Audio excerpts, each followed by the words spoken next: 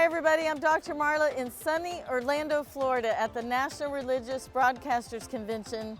Today I will be interviewing two actors from the Chosen series. You don't want to miss it. I have the gentleman, Brandon Potter, who plays Quintus, and I have Vanessa Benavente, who plays Mother Mary. This interview is amazing. You don't want to miss it. Come right back.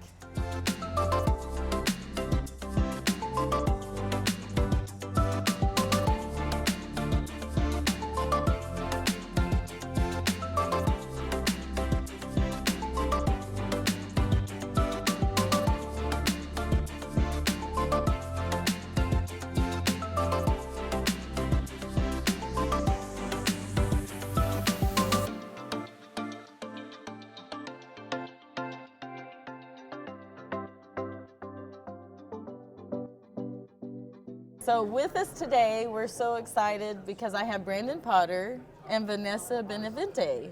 We're happy to have them on the show. Welcome, and we're so excited to jump in and talk about The Chosen. These are the characters from The Chosen, the actor and actress.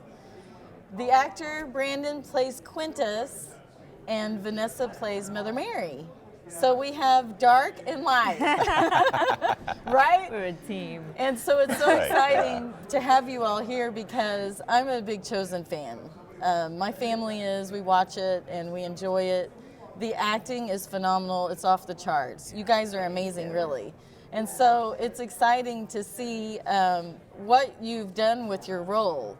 And I have a theology, master's degree in theology, and then I went to seminary to get a doctorate. So the characters and the biblical pieces are exciting for me, but to see that Quintus was a Roman soldier, the character Brandon plays, Roman soldier, and to see how they came up with the name Quintus, and to see you play your role, we'll start with you, Brandon. When you first started with The Chosen, and you've been an actor, how long have you been an actor? 128 years. A long time, maybe since I was like 20 or something. So maybe 20 years, since you were about 20, you've been acting. Mm-hmm. And when you come into this role, what was it like to come into a role to be ruthless, arrogant? Like you play a role where you laugh in Jesus' face and you're like eating fruit and you're like, you know, and so was this fun as an actor to play a role where you're just like, you know, you have to really be a good actor to play a mean, ruthless person. Yeah. A villain. You're the villain. Well, it's a ton of fun. I get to show up to work and be a jerk every day. Who doesn't want to get paid to do that? Right. So that's delightful. But, you know, to be like a ruthless bad guy, you sort of have to empathize with your character. You know, you can't say like, oh, this guy's he wakes up and thinks, oh, I'm going to be a bad person today. Like, no, he's got a goal. He wants to bring order to people's lives, you know, and he thinks he knows the best way to do it. There's one fun bit, which is coming to work and being a jerk every day. But the other fun bit is really trying to empathize with this person, not judging them at all. Right. You know, trying to get in their skin and walk around and see why they do the things that they do. And you're right, it has been a blast.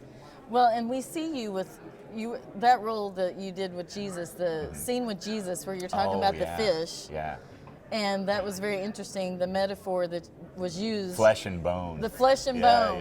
Yeah, listen, I love this to hear you say it in person. It's so great. And look at him laugh. It's just like hearing you on screen. So it's so great, but I love that interaction with Jesus. And the moment you say something about, you know, I won't promise you that you won't breathe. Is that what it was? Yeah, I can't promise you won't stop breathing. I promise you won't stop breathing. Yeah. And I can't promise that you won't be killed. Right. You know, and you guys have this little interaction, and Jesus says, well, I can't promise this, that I won't continue to have crowds. I won't continue to do this. So you have this interaction, but I love also when you go to Matthew, you and Matthew, you're role-playing together. You really, deep down in your character in The Chosen, you like Matthew in some ways. Yeah. Tell me about what it was like to play a role where, you know, here's Matthew, and we get the hint that Matthew is a nerd.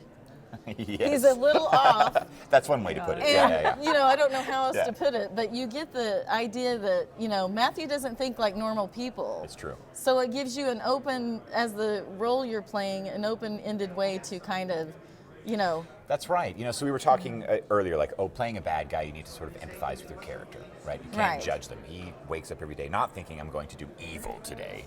I'm going to bring order, right?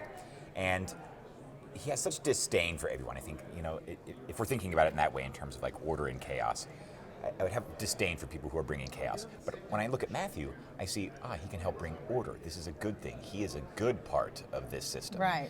So I every time I walked on set or had a scene with him, I really got to sort of bathe in Quintus's positive light, right?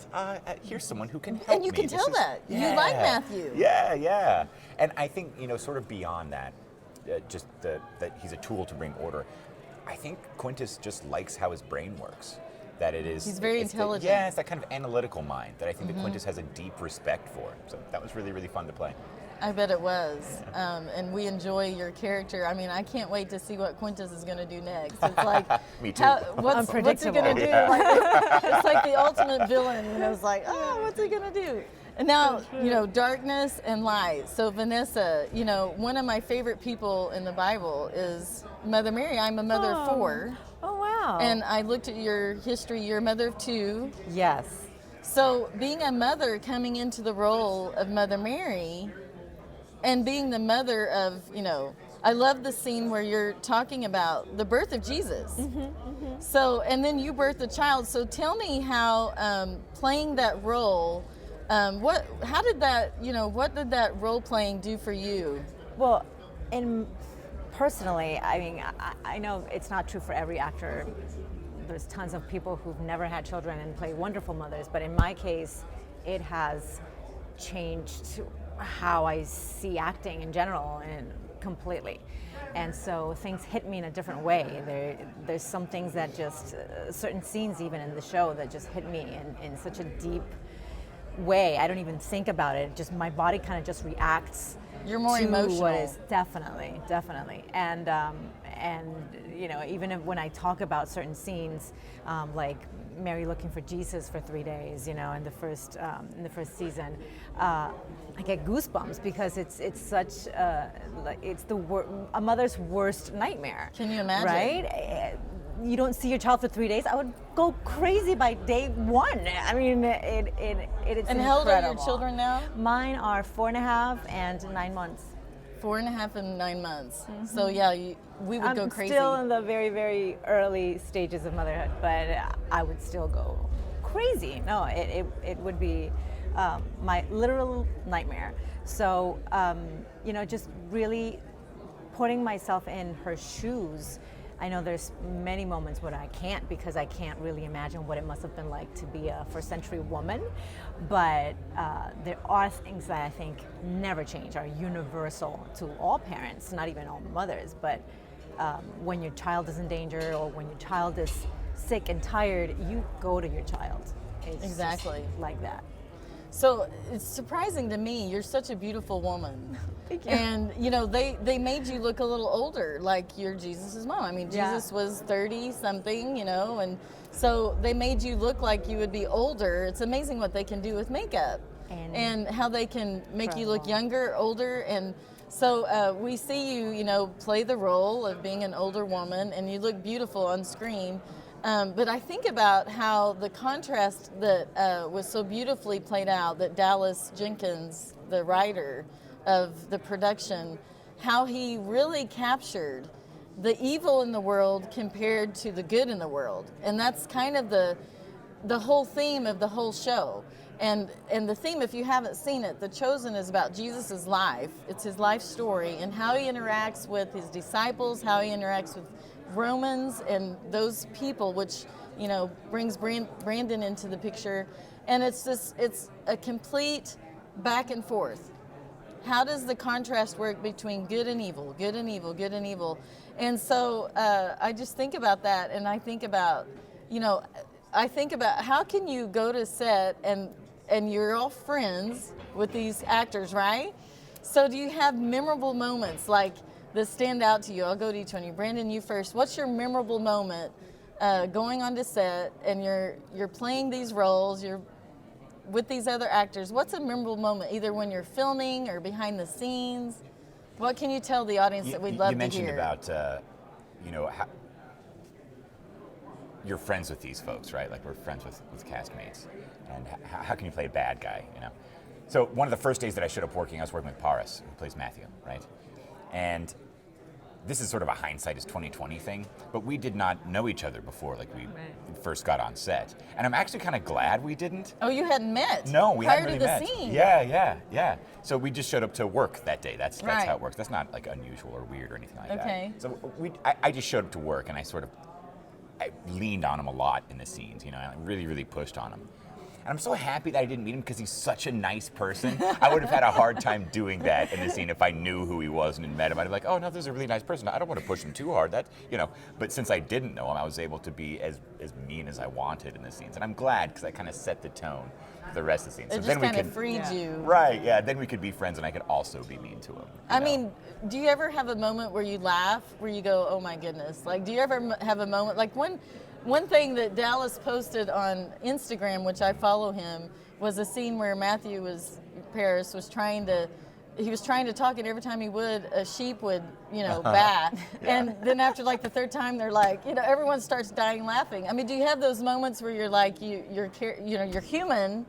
Does the human come out ever, or are you just, I'm going to be absolutely. the villain the whole time? No, absolutely. There's some fun stuff that happens because, Quintus is a fun character to play. There's one scene where I'm making an olive and I like spit a pit out, to like punctuate a line. I'm like, and here's the thing, ding, punchline, like that kind of thing.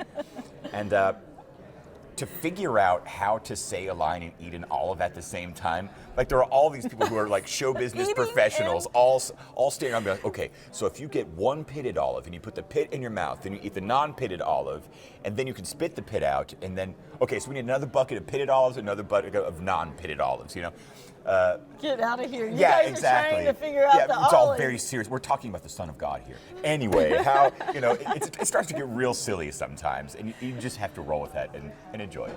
Well, that's interesting. How about you? What is a memorable moment on set that sticks out?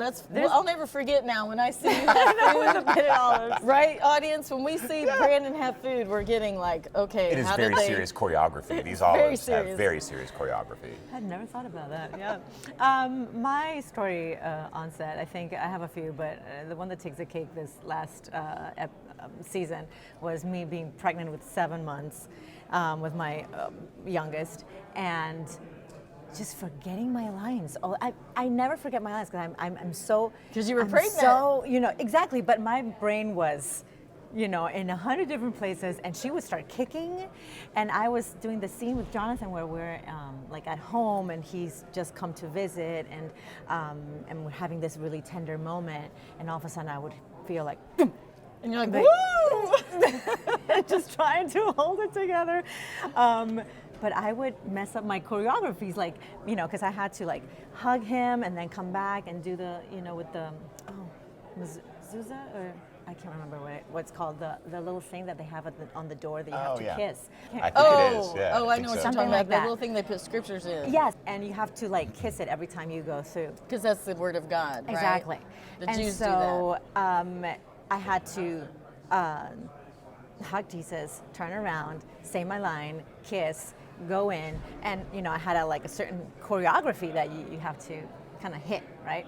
And I would mess it up every single time. And, next day would be that Dallas would be like, now you have to actually kiss the thing. I'm like, yes, sorry everybody. And I have to start again. But that's, I think, I never thought, being pregnant would create these challenges. So I thought, I'm just going to have, to try to cover it up. That was it. But no, it really kind of You get it. Mommy brain. Women out there that are listening can relate. You get a pregnancy fog. Yes. And it's like a hormonal imbalance. And that's our so excuse, real. and we're sticking with it. Exactly. Right, sister? Thank you. It's a thing. It is a thing. It really is. And then even after you have a baby, and then I'm 54. I said, it was from the pregnancy. Exactly. It was from back there. It was from carrying the children. Yes. So how have these roles changed your life? Has it done anything to change you, like? I'm you exactly with the children? same. No change at all. Yeah. like playing an evil character. Does it make you go home and go, I think I'm going to be a little nicer and not be evil? I've never thought about it like that, but I'm not going to be like that. Yeah, exactly. I think that there is kind of like an implicit instructional nature of playing like a bad character like this. To the audience, you sort of point out like, don't be like this guy, right? Right, exactly. So there's that. But I'd never thought about it like in my personal life that way. And I mean, yeah, sure, I won't be like that guy. I think the thing that I've taken away the most is that Quintus is a small part in a giant story that he doesn't fully comprehend. Right? You mentioned this scene with Jesus. He doesn't know who he's talking to, right? He doesn't get it. Right. And I think that I've come to accept that about myself in The Chosen, that I'm a part of something that I don't fully comprehend, and that's okay. And I think that's true for all of us in life. So I mean, even sitting here, we don't understand the bigger plan or picture a lot of times. How about you? Yeah. Well, I just feel like being part of something so, again, with the theme of being part of something larger than yourself, this show has had such an impact on people all over the world. I just never expected to be put in this position, getting messages from people in India or Malaysia saying, this scene that you did with Jesus where you're washing his feet, oh my gosh, I saw myself in that. And it's incredible how, similar we all are. It's the themes that the themes that we touch on in this show are so universal.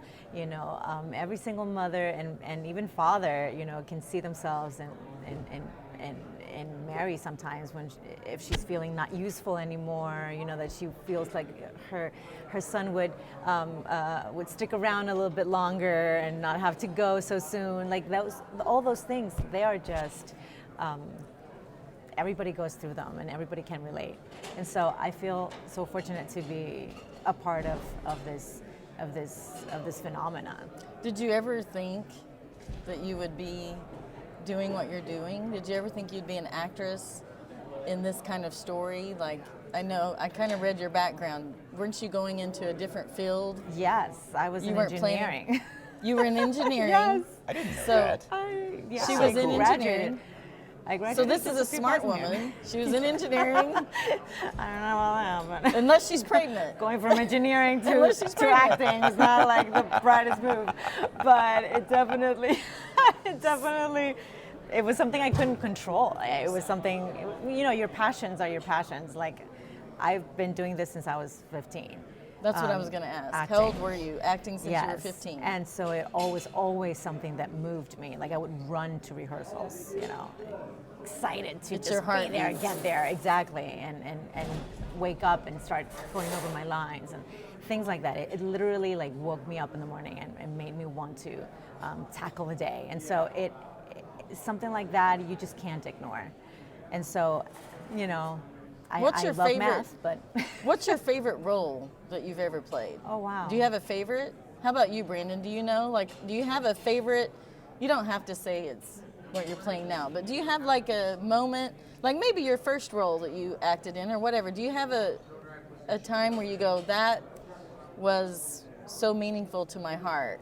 It would be hard for this not to be that, for Quintus not to be the most important or consequential role or meaningful role that I've ever played. So you started young and you went on this journey, and here you are sitting in the #1 series in the world. I mean, it's amazing how it skyrocketed.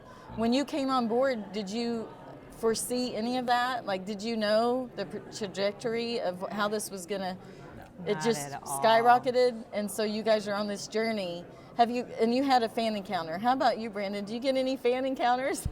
Yeah, people going hey, I don't like you very much. So how often do you go to the set? Are you filming now for 2024? Mm-hmm. You're getting ready for season 4, right? We're in the middle of shooting season 4, probably halfway through the shooting schedule. And the right? set is in Texas, right? Yes. So you're halfway through. Yes. How's that going?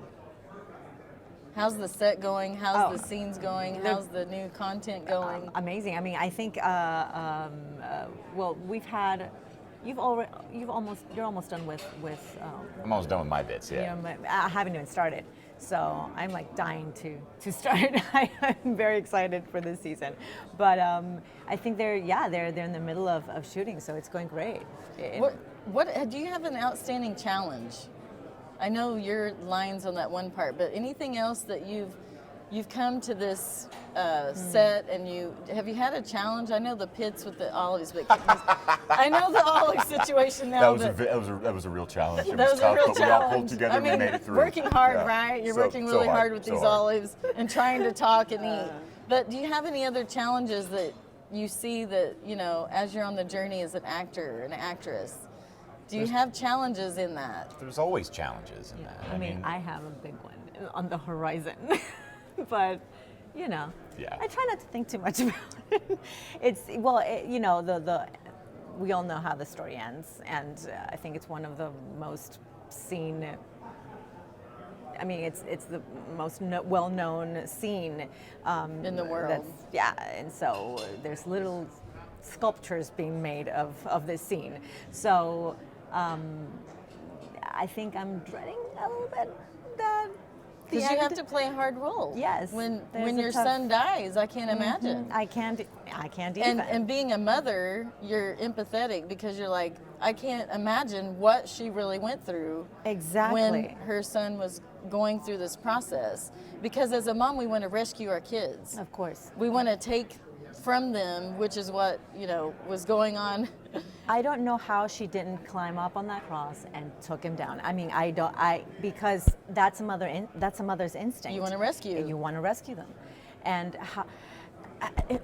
that's I don't know how you play that, but I know for sure that our writers are going to come up with a beautiful moment that we can be all inspired by, and I'm just going to focus on what they are going to write and try to do justice to. And I can what's on the imagine page. the mama emotions coming out in that as you're playing that And role. we'll all, will have spent how many years together? Years, Like 8 years, 7 years. Yeah. So It's been that long? It's been already. I mean, at the end of the show, it'll Exactly. be that So long. Yeah. by the time that the crucifixion comes, I'm going to be mourning as much Jonathan as an actor and as a friend, seeing him in those conditions, as drawing on that to play his mother. Both of you have some of the most challenging, really, roles in the whole show. I mean, Jonathan does too, of course, but the emotions that go around being his mother, and then the character, Brandon, you play, has to be very difficult to go in and play someone that you're probably not at all in person. I'm imagining you're not that arrogant and ruthless. No. Because I can tell you're a sweetheart. You have to change that, and you have to get into that role of, I'm gonna be the bad guy. I mean, that has to be, in my opinion, to normal people who aren't actors, that has to be kind of hard to flip your brain and go, is it just a professional thing? You've done it so long, you can get into character like that? Is that difficult sometimes? Well, it's definitely difficult to get into characters sometimes. But that's okay. That's why they call it work.